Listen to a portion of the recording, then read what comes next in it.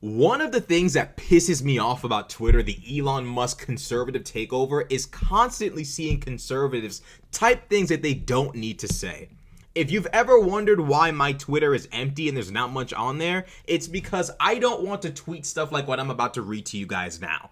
I don't want to constantly tweet. I don't want to get addicted to people retweeting me, to people sending me stuff. I don't want to get addicted to being able to make a public decree, opening up a scroll on Twitter, just yelling shit. And people like, yeah. No, thank you. Matt Walsh has given his dating advice on Twitter, and I'm not fucking with it. I'm not a fan of it. I don't like it. Now, Matt Walsh is my favorite member of the Daily Wire. He's my favorite, in my opinion. I gotta keep it real. Brett's cool, but I'm more of a Matt Walsh kind of guy. And, Matt said this. Matt says, if you're a woman on a date with a man, this test may not work as well on the other side, and you want to get a sense of how intelligent he is, just ask this. What historical periods are you interested in? A smart, interesting man will answer the question easily and eagerly, excited that you asked. But if he can't answer it or says something vague or names some historical subject but then can't explain why he finds it so fascinating, that's a very good sign that you are on a date with a shallow, incurious, dumb, boring guy who doesn't read. Now, I gotta keep it 100, okay? Ladies, I know y'all don't need to be told not to do this, but some of you do. Because some of us just, we like to try things we read on the internet. It's a part of the human experience, right? Most of you guys don't need this advice. But if you're a conservative woman who watches my channel, possibly, maybe, we're big enough now to where I don't know who's watching. If you're a conservative woman who consumes Daily Wire, specifically Matt Walsh content, I am begging you to please do not do this. Don't do this, okay? Don't do this. Let me tell you why you shouldn't do it from a heterosexual male perspective. Here's why you do not do this. One of the main reasons why you shouldn't do this is because if it seems like you're interested in a historical time period and you land a guy who does know history and he starts rattling off stuff and you can't keep up or you have no actual interest and you're like, oh, I was just asking to see if you were interesting, that comes across as super egotistical. Like in the tweet, Matt's like, if a guy can't answer that question, he's dumb, shallow, incurious, boring. If you ask a question like this, which is abnormal, no man is expecting this from a woman. Look, I don't expect, now I would prefer to date a nerdy woman who can appreciate me talking a little bit about history. I try to keep my nerdiness at a minimum when talking to women because you gotta be polite. You never know if people are interested or not, but the majority of women aren't really into that. If you know you're not into history and you ask a guy his favorite time period and he starts asking you about it and you don't have an answer and he then asks you, well, I'm curious, like, why did you ask, if you don't really know anything? And then you're like, oh, well, I wanted to know if you were interesting or smart. I don't want to be dating a dumb guy. It's like, okay, so like you don't actually know anything about any of this at all. I've just rambled and rattled about something I'm passionate about, not because we have similar interests, but because you're worried about whether I'm interesting or not. Now, thankfully, most women will never do this, okay? So this is not even something you really have to worry about, fellas, but this is horrible dating advice. Furthermore, it's just not how most women think. Like, if Matt Walsh has been lucky enough to land a woman who can entertain his ramblings about Rome or whatever, cool. Okay, I'm still waiting for my Rome boo, you know what I'm saying? I'm still waiting for my history boo. But the vast majority of men are not going to find a woman who's super passionate about the things that they're into. Maybe if you're into sports, you might be able to find a girl that's into basketball or football, maybe soccer. But when it comes to politics you might, but history, it's historical time periods, I don't know about that one, G. I don't know about that one. And the reality is most women aren't worried about whether you're into that or not. Most women just want a guy who's polite, handsome, nice, cleans up after himself, funny, civilized, law-abiding. Most of you, some of y'all out there, y'all, you are looking for criminals. It is what it is. We'll figure it out. vast majority of women are not worried about whether you can give them a report on the Roman Civil War, who won, Pompey or Caesar, you know, which three people made up the first triumvirate or the third I forget. I can't even remember which one it was. But goddamn, you know what I'm talking about. They don't care. This is horrible dating advice. Fellas, let me say something for some of y'all who, you know, might be the type to ramble on about history. Feel a lady out first, not physically. Feel her out. See if she's, you know, see if she's into history and politics. See if she's into that. She probably might be into politics, but even then, like, you know, we're not talking like reading indictments and stuff like that. Try to talk to her first. See if she's into history. Like, see if she's really into that kind of stuff. Then start rambling and going on about what you're into.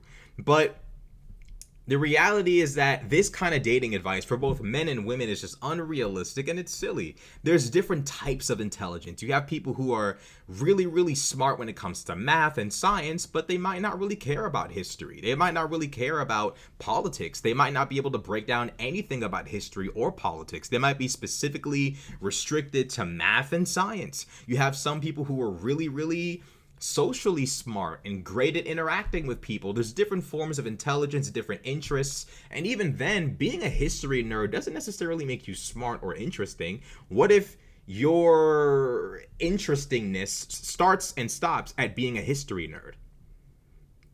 Then what? Now she's just married to a guy who can rattle off a bunch of events that already came and went. That's cute, but like the vast majority of people, both male and female, are not history nerds. Second of all, the vast majority of women, especially young women, are not history nerds at all. Like, the odds of you meeting a chick who wants to hear you ramble about history is super duper low. And even still, there's different forms of intelligence. There's different types of interesting. Like, if your interestingness starts and stops at you being able to talk about historical events, you're not that interesting. This is like people who think they're super duper interesting because they don't like popular artists or popular rappers.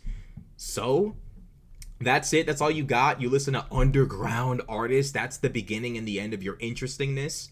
You're not interesting. There's plenty of other people out there like you. It doesn't mean you're smart either. I was one of the kids in school that loved history. I was dumb as a doorknob. I'll keep it 100. I would fail math tests, okay? I'm not a dude out here with a high IQ. I'm chilling. I'm doing my thing. I'm not one of those geniuses. I'm just hanging out, okay? I can't honestly sit there and say that because I liked history, I was smart. I knew a lot of other kids who loved history who weren't the smartest people, you know? Like, you know what I'm saying? We should have really made like a goddamn, we should have been ganged up, you know what I'm saying? Like, the reality is, loving history and even politics does not necessarily 100% overlap with being smart. Problem-solving skills, which I believe is the pinnacle of intelligence, doesn't necessarily mean that you're going to be into politics and into history.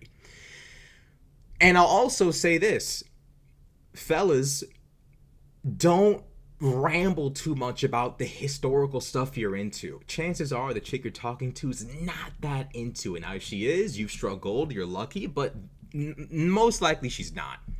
Don't start rambling about historical events and being up your own ass because you know about the Roman Empire, you know about all the Punic Wars, you know about Hannibal's invasion. Like, that's cute, but at the end of the day, like, chances are she's not that into it. And if that's the core of who you are, like, I know history, I'm into history, gee, you got work to do.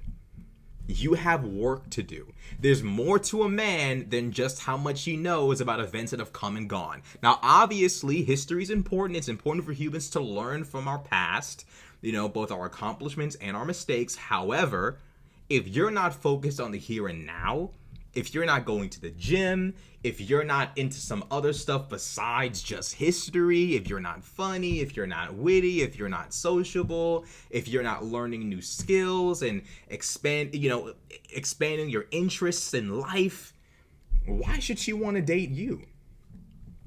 There are far more important traits in life than just intelligence. I know this is like the far right crowd, so like they're into like, race, ethnicity, heritable IQ. These are the most important things to them. But the reality is that there are many traits in life that make someone worthy of, reproducing with. Let's just be blunt.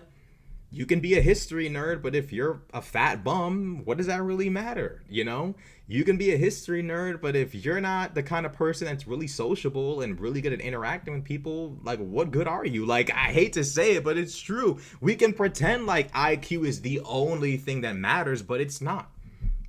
And it's interesting that the people who tend to be most passionate about IQ being the cornerstone of attractiveness, these people tend to be unattractive, uninteresting. They tend to be, physically unfit, tend to be really angry people at the world, at society, at other races of people, at women. It's not really the vibe that women are looking for when they're looking for a guy to spend the rest of their life with. I think Matt Walsh's advice here isn't necessarily the best.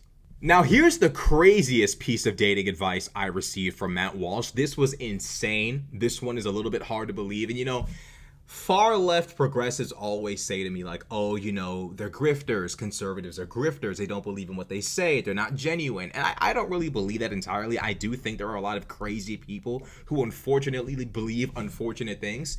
However, this right here is actually starting to convince me that they don't believe exactly what they say. This piece of dating advice is absolutely ridiculous. Somebody named Hickman on Twitter went viral this week with his advice to young single men. This post got a lot of feedback, most of it in the sneering and mocking variety. Here's what he wrote in a tweet that's now been viewed over 7 million times. Here it is. Quote, "Here's my advice to single American men who feel hopeless about ever finding a good woman to marry. Take a month or two between jobs and drive across the USA. Stop at every gas station and truck stop and eat every meal at diners during non-rush hours. Avoid cities. Stop primarily in poor rural areas out in the middle of nowhere. Every time you see a pretty cashier or waitress with a good vibe, politely ask her out. Tell her you're out seeing the country and looking for a place to settle and a good woman to marry.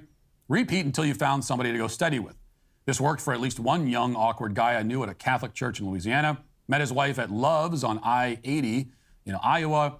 She converted, moved to Louisiana with him, and they go back to Iowa together every Christmas, fueling up at the truck stop where they met. She was giddy to find him, as most of the men in her town were either already married or total losers. They were both in their early 30s when they met. At worst, you see the country and go on a few bad dates. At best, you find the love of your life." Now, the peanut gallery did not like this idea very much. So here's just a brief sampling of the responses. One says, "Hi, men in this thread, absolutely do not hit on women while they're at work. This is terrible advice." Another says, "This is one unmentioned yet insinuated step from becoming an honest-to-God serial killer." Another says, "Travel the country to stop at a gas station and wife some broke mid? No thanks." Another says, "Have you just tried being normal about it and not bothering low-wage service female staff with your issues?" Another says, "Use a dating app for the love of God. Stop harassing service workers." And another says, "If you quit your job for a couple months, you can have mildly positive social interactions with a 4 out of 10 customer service worker who's obligated to be nice to you all over the country." So you get the idea. Lots of women saying that this is a creepy idea and only serial killers would do it. Lots of men saying it's a waste of time and women who work at gas stations aren't hot enough to justify the trip anyway. People from both ends of the spectrum teaming up to cynically scoff at this idea for opposite reasons, and not for the first time. They're both wrong. I gotta be honest here. Here's what I'll say. Is it wrong to necessarily hit on women who are, servers at diners and bars? No, but you should always wait to see if she's giving you signals. If she's talking to you, if she's flirty, if she's going out of her way to communicate with you outside of what's necessary, outside of, do you need a straw? Did you want any ketchup with that? Is there any sides you want? We have this special tonight. Outside of stuff like that, if she's going out of her way to talk to you about things, she might like you. But even then, there are some women who work at bars, who are just sociable, they're likable, they're, they're social butterflies, they talk to people. That might not necessarily mean she likes you, which is why I would advise as a man, don't do this, because she might be really nice to you, but she might be nice to everybody, and you might misread that. She could also be promiscuous. She could just talk to every guy and like every guy, and you're one of many.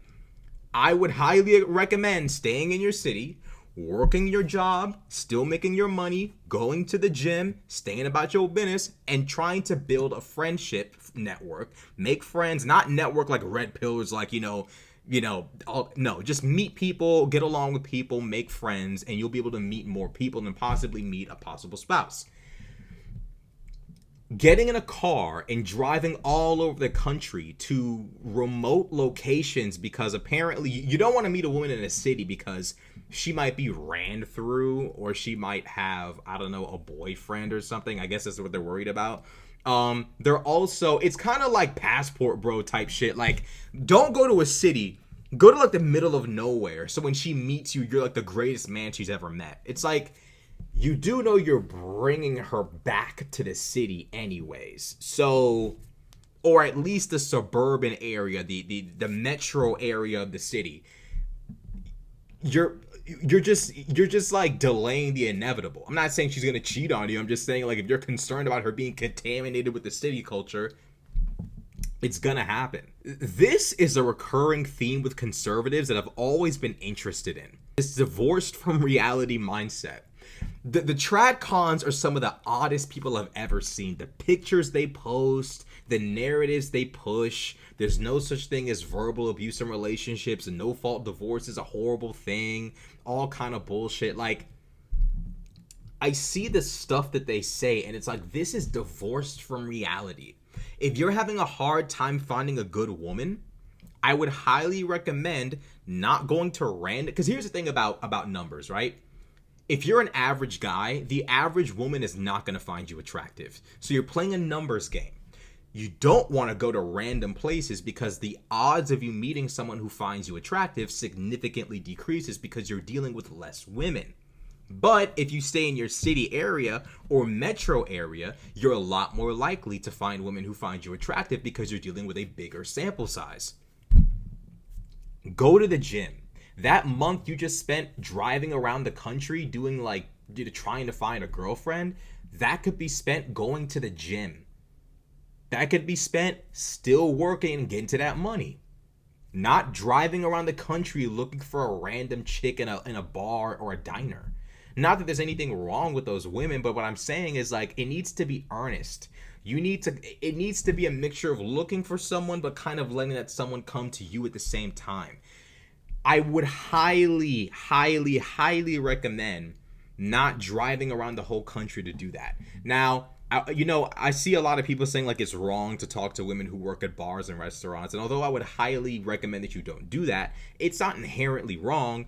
You just need to be able to pick up the vibes. It is a vibes thing. And, when you're talking to women who are servers and women who are bartenders, the odds of them being really nice to you, possibly even to a flirty extent, is high. And they might not actually like you. Or they might like you, but a lot of other guys. And when that happens, you've effectively stepped in shit. And you don't want that to happen.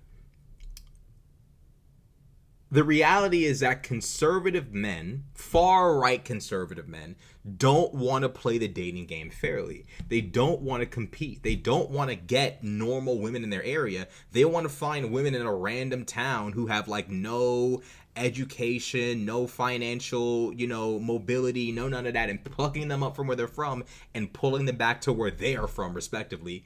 And it's just like, why can't conservatives who brag about being the white men who built Western civilization, why can't you navigate the civilization you built?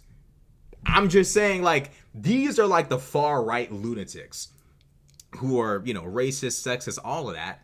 If you're so amazing, if you're so great, if you're so superior, navigate society effectively. There are plenty of other white dudes doing it. There are plenty of other Christian conservative white dudes. But it's this, like, fringe minority that refuses to compete. Like, I refuse to do it. Not going to the gym. Not doing this, not doing that. I want to pluck some chick from a third world country or from a small impoverished town in like rural America and make her my wife. And it's like, okay, like this reeks of my genes aren't good. What you're basically communicating to the entire world and to women is, don't reproduce with me, because not only do I not have the genes to be attractive, I don't even have the drive to improve myself as a man.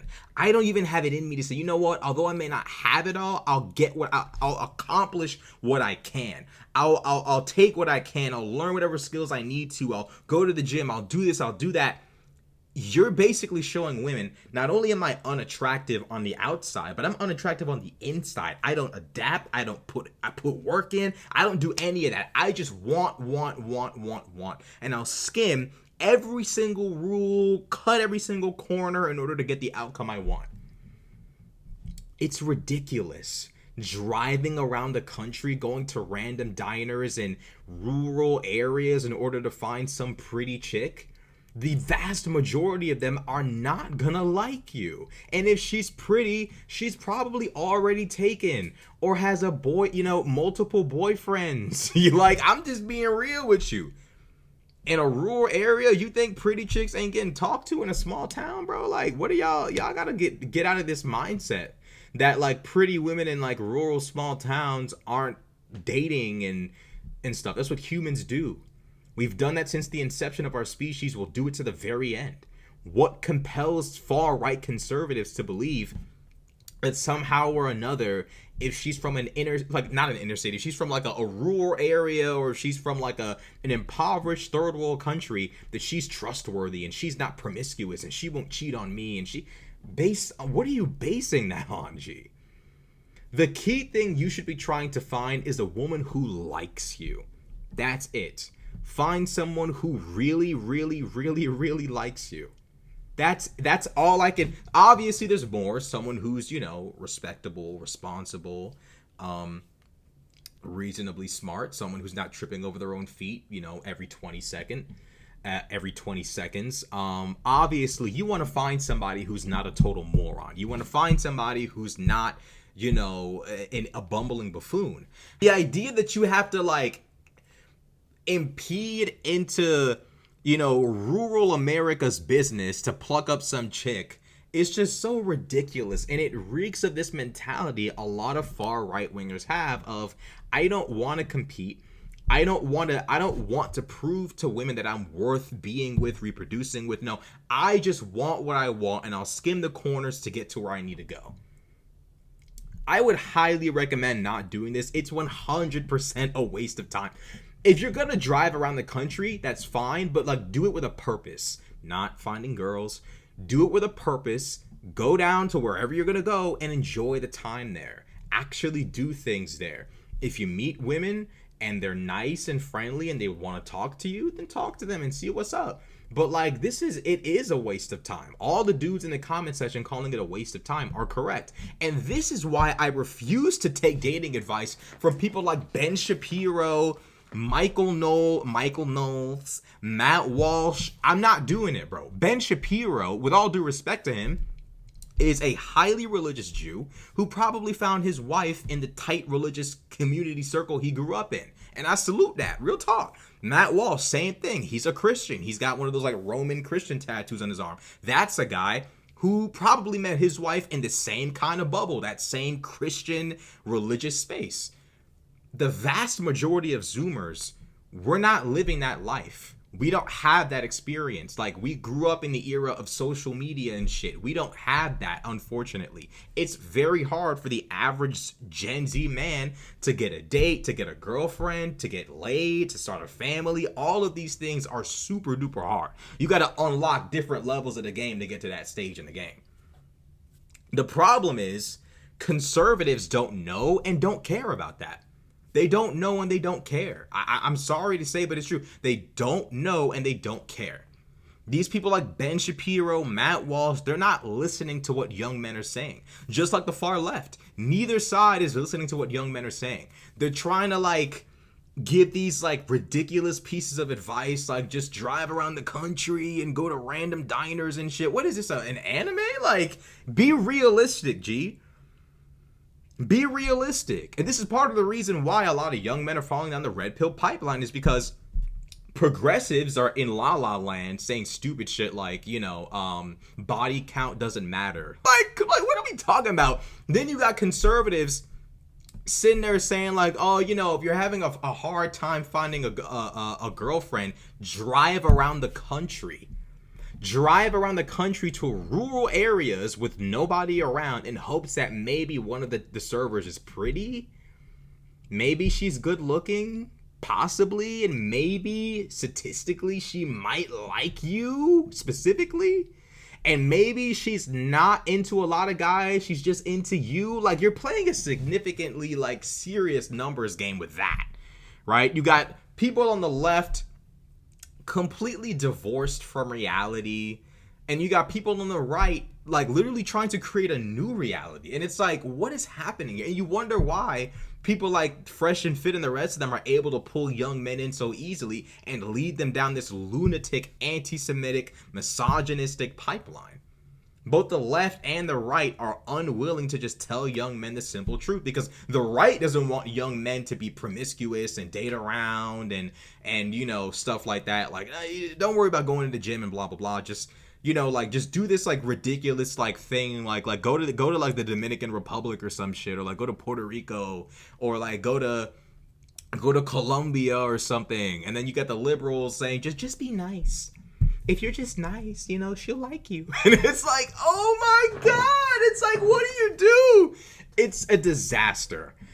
But I gotta be honest.